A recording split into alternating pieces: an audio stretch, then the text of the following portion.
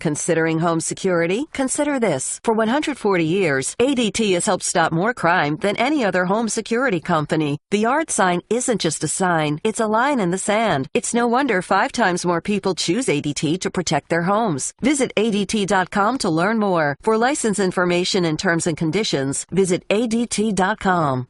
Yeah, here we are. We're Mike and Mike, presented by Progressive Insurance. Our guests on the Shell Pennzoil Performance Line, busy on this Tuesday. Eagles, a big win last night. They look like maybe the best team in the NFL. Louis Riddick will talk about that with us in our studio coming up shortly. Good college football conversation. Golic and Paul Feinbaum both wearing Notre Dame helmets. How about that? Which was classic. Stunner.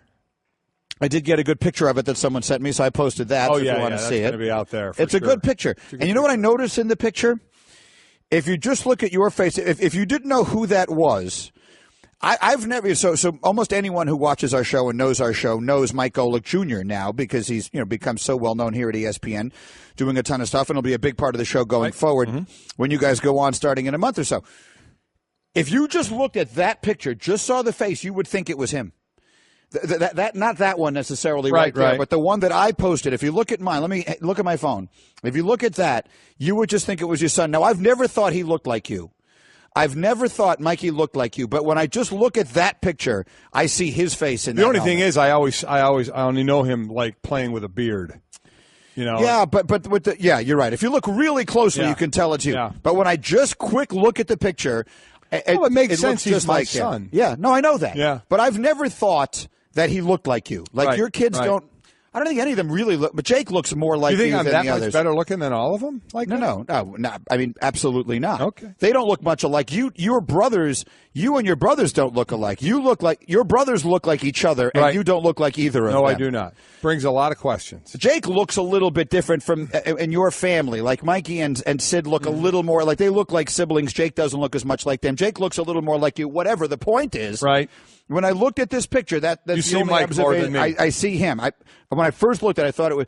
I have it on Instagram if you want to see it, at ESPN Greeny. I just love the fact that Paul Feinbaum put a Notre Dame helmet on. Yeah, that's the second time that Notre Dame has forced a hater to do a helmet thing. Exactly right. Years ago, was it the year that they went to the championship game that Rick Riley went there and he shined the helmets? Yeah, he spray painted the helmets and did what they do to the helmets to get them all gussied up and golded up for a game. Oh, yeah, he paid the price. He paid the ultimate price there, yeah. And now Feinbaum is too, because the reality is they're good. I mean, they're just a good team.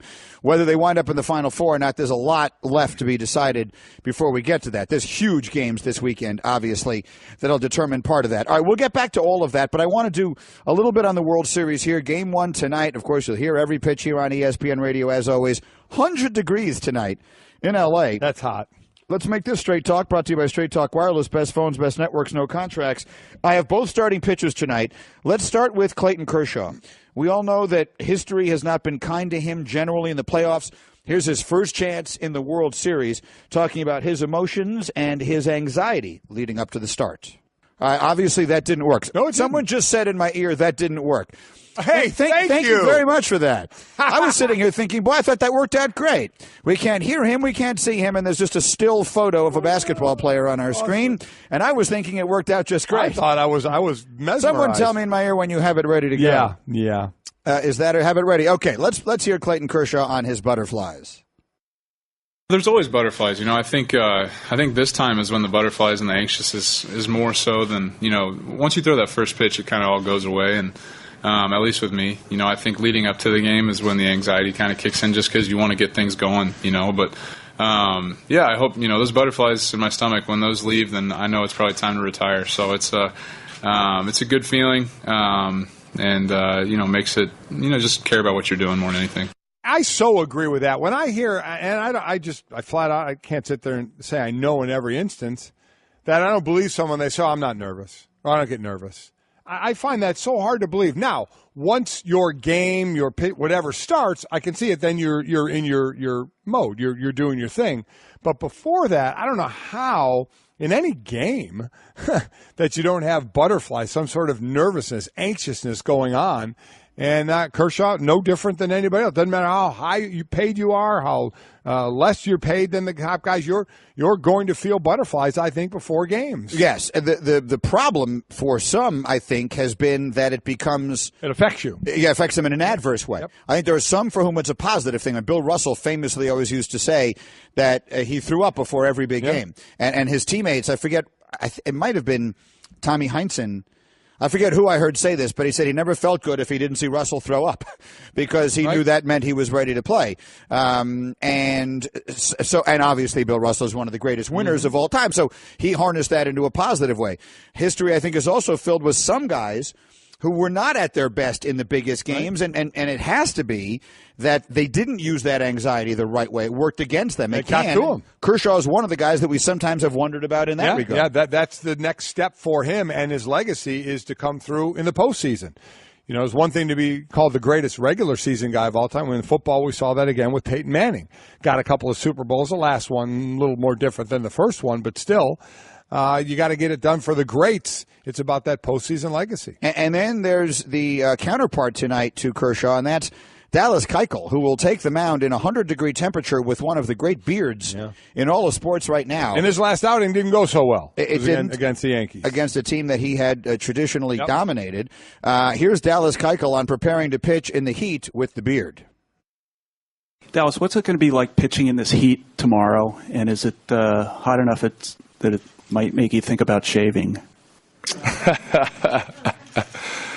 Well, if it's hot enough for 4 wins, I'll shave it for sure. But this weather is always beautiful. It's that dry heat, so it's going to be hot. It's going to be hotter than normal, but at the same time, I like to sweat, like to get that perspiration and make sure I have a firm grip on the ball. And, I mean, it's the World Series, so if it's a little bit hotter than usual, that's fine with me. There's no place I'd rather be. Can you imagine dude shaving that beard the day before he's going out on the mound? No, that would be a disaster. That'd be horrible. Yeah. Because the minute things started going badly, I mean, baseball players are the most superstitious people in the world. So the minute that thing started going in the wrong direction on him, he'd immediately be feeling for the hair. Sweat. But I'd imagine, like, pitchers feeling warmed up, it's got to feel pretty good to them, you know, to get that warmed up feeling and loosen up. So there's a couple of different things that come with this. The first and foremost, anyone who plays golf knows that the hotter it is, the longer the ball carries. So we should expect to see maybe a few more balls going out of the ballpark tonight at Dodger Stadium. We'll see. The other factor in it, we talked to Rob Manfred, the commissioner of the sport, earlier this morning, and he told us that despite the stiflingly hot temperatures, he will be in a suit tonight. Yes, he will. Golic was campaigning for him to wear a polo shirt. I don't know why. I don't know why that you feel you can't get away with that. Because it's an appropriate. It would be. He is the man at the apex of the sport. You really think that if he showed up in a really nice polo tonight, that he would get criticized? I mean, people may go, oh, wow, I've never really seen him in that. But it's 100 degrees out. It's a little hotter. It's a wonderful-looking polo. Do you think he'd get criticized? They make very fashionable shorts now, too. Well, could he get away with shorts? It depends on the length of the shorts. You got to go just above the knee. They got to be a little longer shorts. Yeah, I agree. And nice shorts. But whoever would have imagined we'd have a World Series game where it's 100 degrees? I agree. That's why a nice polo. If anybody criticized him for that, I'd have to question the person criticizing. Straight Talk Wireless nationwide coverage on America's largest and most dependable 4G LTE networks. Let me give you one more thing on the World Series, and then we'll get back to some football here. Hembo worked hard on this. Let's put together Nerd Notes. News you didn't even know you needed or even want. Well, if I was you, I'd do something about it. These are Mike and Mike's Nerd Notes. All right, here we go with Nerd Notes, and it starts with just how good these two teams are. Nerd alert! It's the first time that two teams that each won 100 games made the World Series since 1970. I would not have guessed that, to be completely honest with you. If I had never seen this stat anywhere, and you had said to me, how long has it been since two teams that each won 100 games made the World Series? I would have guessed it was much, much more recently. I agree. This goes back to the first one in 1910. The A's and the Cubs both with over 100 wins. How many times that happened total? I think it's 7. 7. There was 7. This is the 8th. Yeah. Right? Yeah, I saw the stat earlier this morning. I'm trying to do this part of it 1910, 1912, 1931, 41, 42, 69, 70. That's very, very rare, and it's been a very long time. I meant to hit nerd alert there. Dodgers pitchers were especially effective in the NLCS. Get a load of this. The Cubs sent 65 hitters to the plate after the 5th inning of games in the NLCS. None of them scored a run. Wow. The Dodger bullpen threw 17 scoreless innings, most by a group of relievers in any postseason series in Major League Baseball history. That's we had Buster on again. Big advantage for the bullpen to the Dodgers. So that's going to be very interesting for the starters for the Astros. How far can they go? Nerd alert! The Astros are the only team to win a pennant in both leagues. They won the National League pennant in 2005, lost to the White Sox in the World Series, and now, of course, they are the American League champs after switching leagues in 2013. Nerd alert! And that brings us to Vegas. The Dodgers are a minus 180 favorite. Means you have to bet $180 to win $100 on them. 538.com gives the Dodgers a 55% chance to win. Dodgers, Astros in the World Series. Golic says. I'm going to go Astros. Me too. We go Astros. If I go 7, I mean, they're winning on the road, so. Happened last year. Yes, it did. Don't remind me. Thank you very much. I will punch you in the throat. I have no problem doing that. I'm going to go 6. Say they win at home. Say that Houston, I mean, just what, Rob Manfred, again, the commissioner, on saying how much the league and players are doing in Houston and in Puerto Rico with the hurricanes and the damage it's caused. So how great would it be to end? So I'll go with that magical ending of they win it in 6 in Houston. No, Game 6 would be in. I'm sorry, would be in. It's 2-3-2. 2-3-2. My bad. The NBA Finals would be that That's scenario. Right. I'm sorry. My bad. I forget to change that. That's my fault. 2-3-2. I'm still going to go 6. So it'll be in LA, but still in 6. Me too. That's my pick. I've got the Astros winning the World Series in 6 games. Nerd alert! Enjoy it. Every pitch, again, is right here on ESPN Radio. We're looking forward to it starting tonight. And there was one other stat I saw quickly, Hembo, on temperatures and how many more runs are scored per game. Scoring is up like a full run per game when the temperature is above 90 degrees, something like that. So expect perhaps some offensive fireworks Dry heat is tonight. different than the humidity, no doubt about it. It's going to be humid today, right? Yeah. The dry heat in Arizona. Well, it's also humid in Houston as well, if it's warm there at all. I mean, when I played there in Houston, man, what is August, September? It was unbelievably humid. Okay, Mike and Mike, let's move it forward here. We talked about the Big Ten. I would make an argument that the Big Ten is the best conference in college football this year, and a team that no one is paying any attention to is Michigan State. Now, Michigan State got worked by Notre Dame. I get that. But they beat Michigan in a sloppy, muddy track that night on the road. Does the Michigan win all of a sudden have a little bit of the luster taken off by what Penn State did this weekend? We'll see. But they still have their big games out there in front of them. If they can get through their game in Evanston with Northwestern this weekend, they then have Penn State and Ohio State in back-to-back weeks. So don't throw them out of this conversation completely. But if you're looking at what we consider to be the big boys right now, the Big Ten has Ohio State. Right. They have Penn State. Right. They have Wisconsin. Yeah, they do. Those are 3 top teams in the country. I think that is the best conference in college football. It's tough to argue. It really is tough to argue with that with depth because in the SEC, again, we're looking at Alabama and Georgia, certainly, at the top of the food chain there. Yeah. I mean, Penn State sitting at number 2, Wisconsin at number 5, Ohio State at number 6. Michigan State at number 16. Michigan dropped out of the top 25. It's tough. I can't argue that. Over as far as top heavy over the SEC, right?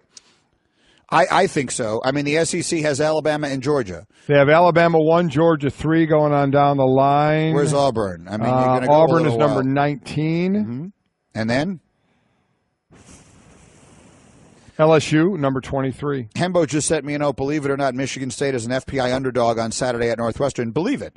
Northwestern is pretty good. I think that's going to be a really good game for those who are interested in it. I think that's going to be a very good game. Northwestern has 2 losses in the conference already, but they were to Penn State and Wisconsin, who are both top. What'd you say? 6 teams. Where's Wisconsin now? Wisconsin is 6. Yeah, it's 5. It's 5, and Penn State is 2. So they've lost 2 games to top 5 teams in the country. So we'll see. One way or another, this stuff all will get to play itself out in all of this. But the really big question will be to me.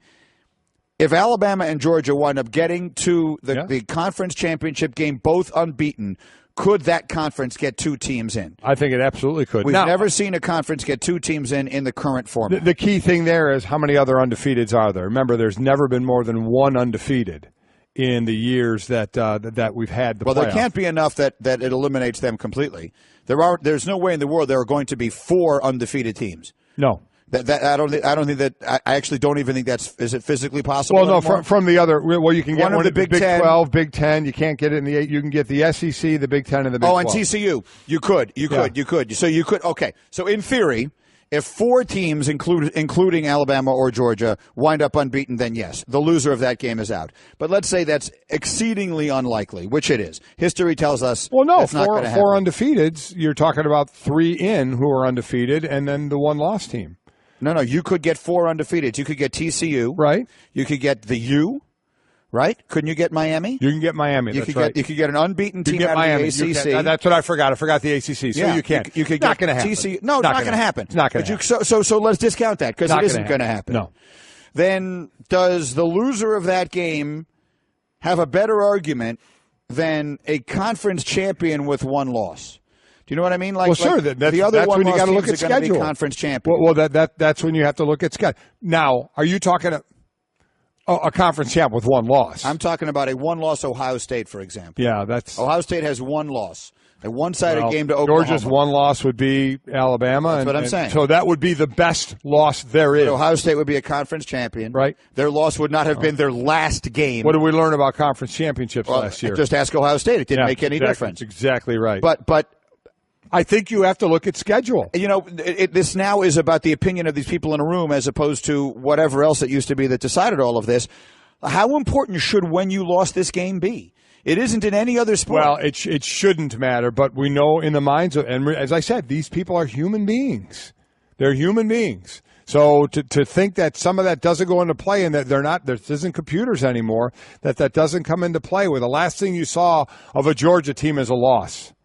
But, I mean, if they can sit back and say, okay, their last game was a loss, but it was a 3-point loss to who we have ranked as the best team in the country, man, that's got to mean something, right? I agree. That absolutely has to mean something. A lot of things will get played out between now and then, so we'll see if this winds up being a question. And by the way, I know in Houston it's a dome. They play in a dome. I didn't want to even belabor that point. I know that, but you know what? It still feels humid inside when it's humid outside. I have to imagine that, and just the experience of getting to and from the ballpark will be warm and sweltery, and then that might drain a little bit of your energy. Now, the roof is retractable, so maybe you want to keep it open even if it's excruciatingly hot and humid. They probably keep it open, We'll see. It could be a very warm World Series. Certainly hot tonight in L.A. We're looking forward to that. Mike and Mike presented by Progressive Insurance. Our guests on the Shell Pennzoil Performance Line. Okay, Carson Wentz, huge night last night. Yep. He's thrown 17 touchdowns this season. You read through a bunch of stats earlier this morning about guys in their second year throwing 17 touchdowns this quickly, all the rest of that. If you were to take the top of these, well, I'll even put Dak in just to get Will Cain to leave us alone. Will Cain was tweeting at us this morning. Why would you mess it up by putting Dak in it? Because the 1-2s. No, but it is a pretty good question. I'm going to ask you the following question. All right. If you right now could draft a quarterback, absent the team you have, forget about your desire, forget about what the rest of your talent is or anything else. You're starting a franchise with a quarterback. And I told you could draft Dak Prescott, Carson Wentz, Jared Goff, Marcus Mariota, or Jameis Winston. Who would you take? I would, looking at how they're playing now and upside, I would probably take Carson Wentz. It's probably where I would go. I think a lot of people would feel that way. I think with his ability to pass, escape, run dangerously, it's to me it's like an Aaron Rodgers with the ability to throw on the run, escape and run and make yards. I think he's even a better runner than Aaron Rodgers. A lot younger, obviously, but let's even stop with comparisons. Do you throw Deshaun Watson in that draft too? I mean, yes, he's. I mean, how many games he played now? 6, 5. He has 15. He looks great, and he has 15 touchdowns. Yeah, no, he looks great. He does great. If you want to put him in, fine. I'm willing to put him in. To me, it would be Carson Wentz. Looking forward to the upside of it, I would go Carson Wentz. Do you think the Browns look back on A, passing on Carson Wentz, B, passing on Deshaun Watson, or C, passing on Dak Prescott 8 times with the most regret? Here's the thing about Dak. I'm not throwing him in there because everybody passed on him. Everybody doesn't mean he won't wind up being the best of them all. They were the only team that needed a quarterback, and everybody did it. So, I look more at giving up, passing a guy like Carson Wentz to the point where he went number 2 in the draft and see what he possibly could become. He traded the pick away, believing he wasn't the star. That one would haunt me more than all. I get it. Now, Dak doesn't mean Dak Prescott won't wind up being the best of them all. That does, but you're talking about feeling bad, saying, "Oh God, we could have had him, and we could have had him, we could have had him, we could have had him." Yeah, no. To me, it would be Wentz. He was right there for you. The highest ranked as a prospect coming in was Jameis. Yes. There's no question about it. Yes, he was. Jameis had a higher grade. I think Mariota had a higher grade than any of the other. Obviously, Dak's grade was way down. He went in the 4th round. But I think Mariota had a higher grade going in than Goff and Wentz. Don't know that. I'm 99.9% sure of that. People thought that was a much better quarterback class than the Wentz-Goff one. Absolutely, yes. And right now, the Wentz-Goff one is looking like it might wind up being even better. We'll see. Goff is playing great. People aren't paying as much attention as they should to how well Goff is playing and to how good the Rams are. But they're both for real. He's good, and they're good. Home isn't just a place. It's a feeling. Whether you're at home, your business, or online, ADT helps keep you safe with security systems, home automation, alarms, and surveillance, so you can feel at home wherever you are. Go to ADT.com to get that feeling. ADT, home, safe home.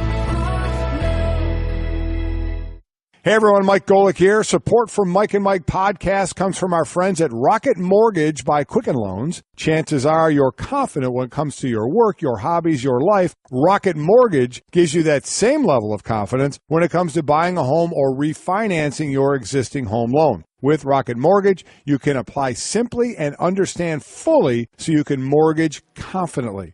To get started, go to rocketmortgage.com/Mikes. Equal housing lender, licensed in all 50 states, NMLSconsumeraccess.org number 3030. Okay, I got news here as Louis Riddick joins us in our studio, our front office insider extraordinaire, and so much more. Hello, Louis. Hey, how you doing? Good to see you as always. We'll talk plenty about the Eagles and their performance, but I'm very intrigued by the Martavis Bryant situation. Yeah. And he just gave an interview within the last half hour. She's been posting quotes to our Josina Anderson. Mm-hmm. So have you seen this yet? No. I'm just seeing it for the first time. Let me read these to you guys. All right. This is Martavis Bryant, who, again, just quickly on the background, he was suspended for an entire year for repeated violations of the marijuana policy. He was a 4th-round pick, so he's making $615,000 this year. And he is a decreasingly significant part of their offense. Mm-hmm. They have this new kid they really like, Juju Smith-Schuster, who's really good and talented. And obviously they have Antonio Brown and they have Le'Veon Bell. Yep. So Martavis is making it clear he wants out of there. So these are direct quotes, Martavis Bryant to Josina Anderson. Quote, if they don't try to include me more and continue to do the same thing, I want out, period. I just want to be happy. I would like for it to be here, but if not, then oh well, just got to move on. I'm not being selfish. It's just I want to help contribute, and I want to be the best player that I can be. By the end of, meaning on the trade deadline, by the end of whenever the trade deadline is, if things don't get better, then I've got to go.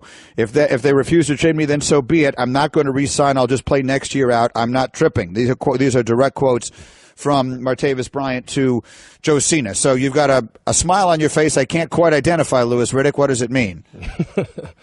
The lack of awareness by some people in terms of understanding where you're at in your career, what your reputation has been, and where you still have to go is just it just continues to baffle me that players like this sometimes think that because they say they're not being selfish, but the fact that you're actually doing an interview like this at this point in time, given, again, where you're at in your career, what you just came from, and how this team has really tried to, from everything that I know, do everything they can to try and get you to where you need to be, and then this is really how you handle a situation where you just don't like how you're, one, being outplayed, two, how you're being utilized.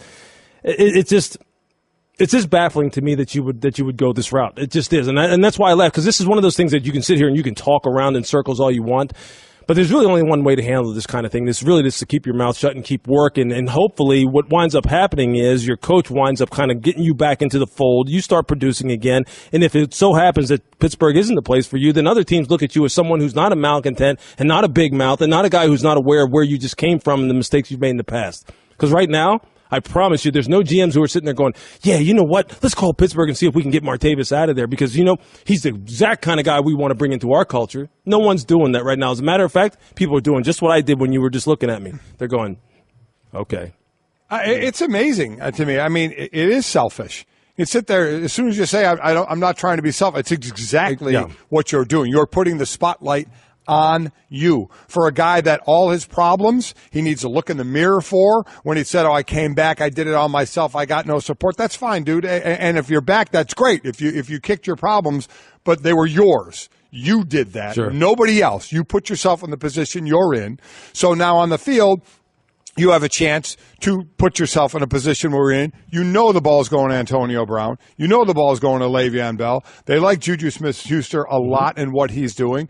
The place to handle this, and I don't know if he's done this, but you know me, Greeny, and public talking like this. I hope he's had the conversation with Mike Tomlin. I hope he's done it behind closed doors to say, you know what, I'd love to be a bigger part of this offense. How can that happen? And if not, then to your point, keep your mouth shut. Contribute as best you can, and then if you get a chance, you're 25 years old, a chance to go somewhere else, you're not going to go there with somebody rolling their eyes at you saying, well, this is a guy that got himself suspended for a year, and this is a guy that wouldn't keep his mouth shut about not wanting to be somewhere because he's not getting targeted enough. It's one thing when Antonio Brown does the selfish act of why not flips me? over a Gatorade. That's what I was going to say. Is somehow when Antonio Brown is flipping over Gatorade buckets on the sideline, that's okay. But no, it's not okay. He got criticized for it. He got criticized. But the next loudly. week, they threw every single pass. What's the difference? What's the difference? What do we always say? Talent, man, gives you the lead. Right. He's got the talent. That's the way it's good. You got to know where you are on the pecking order, and there is a pecking order, and there is a way to deal with things, especially if you put yourself in a position where you missed an entire year for your own fault. And the only things you did, this is not the way to get yourself in a good position if you're going to be on another team. When you can't affect your on-the-field value by getting on the field and showing people that you're good, well, then you for darn sure should not be sitting there trying to decrease your off-the-field value in terms of character when people are sitting there going, well, let's just see how he handles this. Because, look, scouts and GMs, they're hypersensitive about this stuff. They don't want guys who are giving interviews who are talking about, hey, well, you know what, I'm not tripping if this doesn't. They don't want that. They just don't. Only if you're good enough. Then they'll put up with all kinds of stuff, and we know that. But you're not good enough, Marte. You just don't have enough of a resume right now, and you have too many things working against you. Just be quiet. If you want to get out of there, maybe they may go ahead and make your wishes come true. But now you're just killing your value by doing it. And by the way, you're the third most targeted guy on the team behind Antonio Brown and Le'Veon Bell. Then you're next. The last 3 games you were that was the first. That was the first day. The last 3 games, they never throw the ball anymore. It was 8 3 games ago, then 3, and then 2. He's been targeted 8 times twice this year, 6 another. There's always something else behind it. That kind of drop off like that. There's always something that's going on that we don't know. Right. And again, when you don't know, people start filling in the voids as far as what might be going on here, and you're not helping yourself doing things like this. You're just Someone tweeted us, just for the sake of going through the exercise, someone tweeted us yesterday, the Bears have a young quarterback they're trying to develop at Mitchell Trubisky. They won a game this week despite the fact that they only completed 4 passes. And at least part of the reason for that is that they have no receivers. All their receivers are hurt. Would they make a phone call over there to the Steelers and say, hey, here's a 5th-round pick or something like that? Can we have Martavis Bryant? Could they? Yeah. Are they going to want to give up anything of value for a player that now is kind of like popping off at the mouth and who has the history that he has? I don't know. I doubt it. He'd be the best. I doubt it. But you know what? But yeah, it's possible. Look, because we know this. We've just already said it. When you're in desperate times, you'll do things like this because the kid is a wonderful talent. There's no question about that. Look, all offseason, notwithstanding the things that are going on right now, all offseason, people are falling all over themselves about the kind of talent this kid has, and it's undeniable. But see, these are the kind of things when you have Chicago right now is developing some kind of chemistry. They're not that talented, but they're developing something that's allowing them to win football games. Do you want to introduce this kind of thing to your locker room? Would this be good really for Mitch Trubisky? Is it really the kind of thing that you want?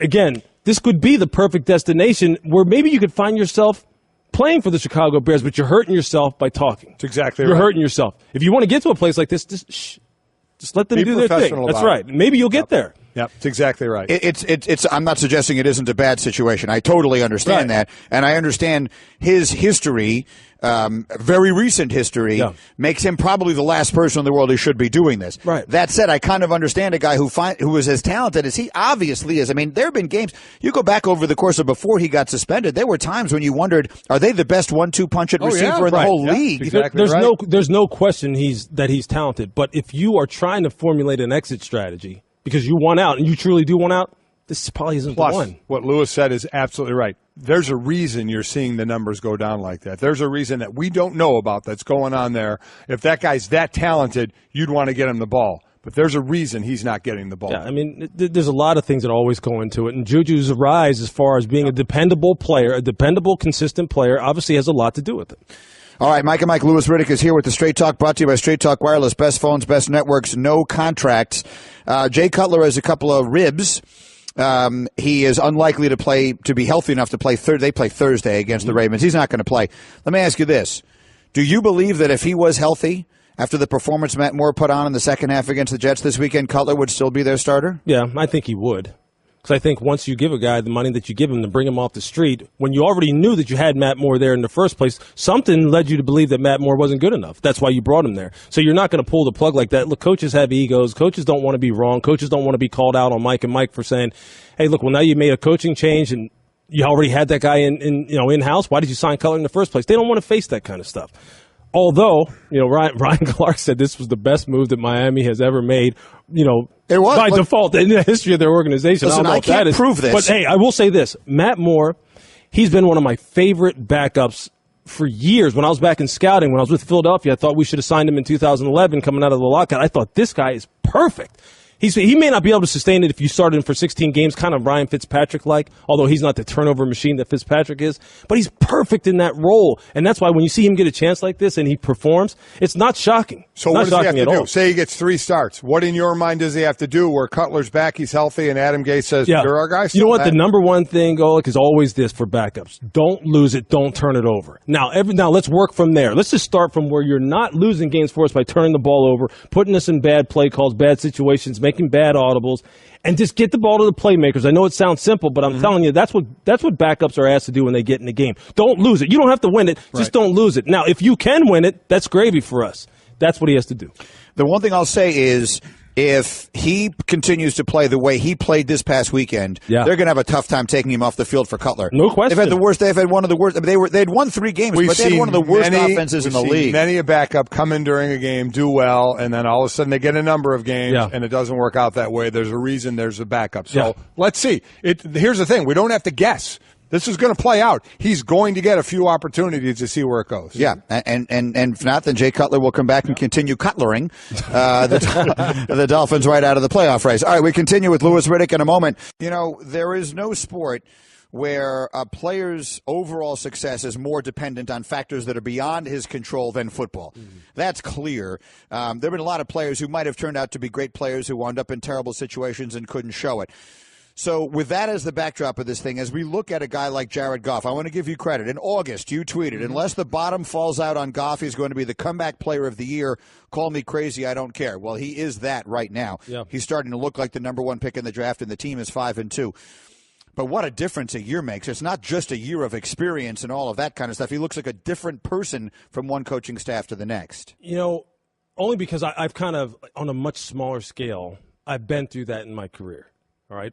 In 1992, I played for the Atlanta Falcons, and look, I got to play with some great players on there. I got to play with Deion Sanders, got to play with Andre Rison, Mike Haynes. I mean, there was some Mike Pritchard. There were some great players down there offensively and defensively. Mike Ken, the great Mike Ken. But what I learned as a defensive back from that place to where the very next year I played in Cleveland, where it was when Cleveland was just hitting their stride with Bill Belichick and Nick Saban. It was totally it was like I was like, I don't know anything. I know nothing about defensive back play, and they let me know that every day, that you really don't know very much. I don't know who was teaching you before, son, but you don't know. Those are the kind of differences that exist in the NFL. They just do. It's not all places are created equal. Just because you're a coach in the NFL, a GM in the NFL, doesn't mean that every guy that you are getting the optimum teaching and they are like at the top of their profession. And this is not, it can never be not be more evident than what has happened to Jared Goff. Right now, Sean McVay should have a contract for life with the Rams for what he has done, because the difference is so vast. I mean, last year after 7 games, there were people saying Jared Goff should just go play in Canada, should be cut. You couldn't – look, I said last year that if the Rams were trying to trade him last year, teams wouldn't have offered very much for him at all, if anything, because of how bad he looked. But you needed to really peel it back and understand the offensive line stunk. Todd Gurley was not even near to where he looks like this year. The play calling, the sequencing was nothing like it looks like what Sean McVay has implemented out there. And they've done a total about-face there, and I have to give all the credit in the world to what the culture is like for him now as opposed to what it was like in 2016. So, coaching side from there, let's go to Cleveland on the coaching side. Are they handling that? How are they handling that quarterback decisions in your mind? I think what's trumping every decision there is just survival now. And right now, everybody is just liable to be just tossed aside in the name of trying to just get a win. And it's not fair to the players. It's really not fair to the coaches either, because the coaches are being put in situations where you know that player personnel acquisition up there is just a clown show. It's not the way you're supposed to run it. It cannot be that disjointed. It can't be church and state. You can't have one side of the building trying to tell the other side that actually knows more than the side that's making the decisions about how you're supposed to build a football team. So right now, Hugh Jackson's he's a guy who's like trying to survive out in the middle of the ocean, just grasping at anything. And that's unfortunate, because what it's doing is now we're calling into question his ability to coach, his ability to teach, when really as a human being and as a coach, he's sitting there sometimes, I'm sure, in his own private moments going, what's going on here? I'm just trying to get a W. Now, it looks like I don't know what I'm doing either, because I'm just trying to get a guy who can actually throw the ball to our players and not the other team. So it's a mess from the top down. There's a perfect example of what we were talking about a moment ago in the reverse.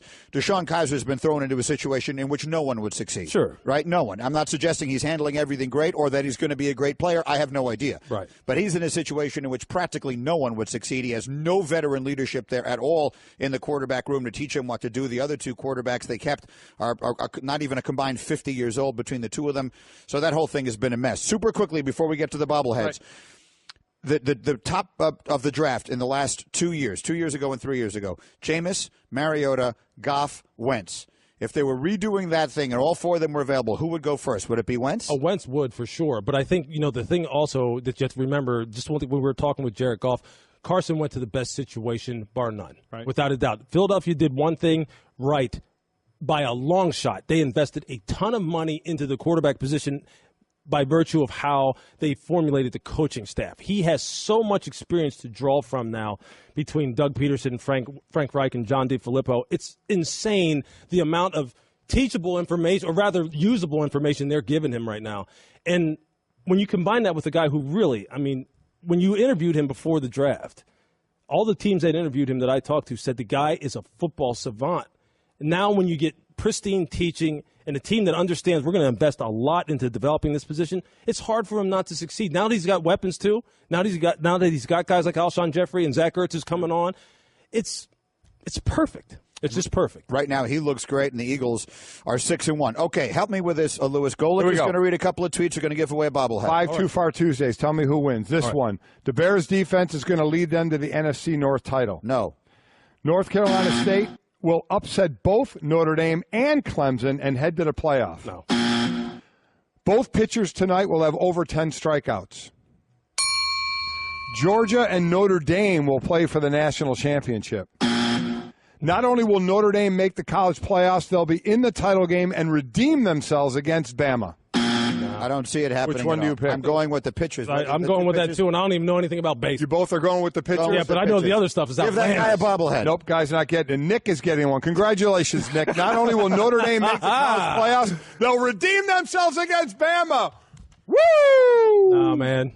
I'll get you a bobblehead, Nick. And the other people who mentioned Notre Dame get a bobblehead They as well. did roll the Trojans, though. They just killed those guys. Louis Riddick, terrific as always. Thank you very much. Got it. Great to see you. We'll see you back and enjoy the World Series tonight. Game 1. Stay cool. See you tomorrow. All righty.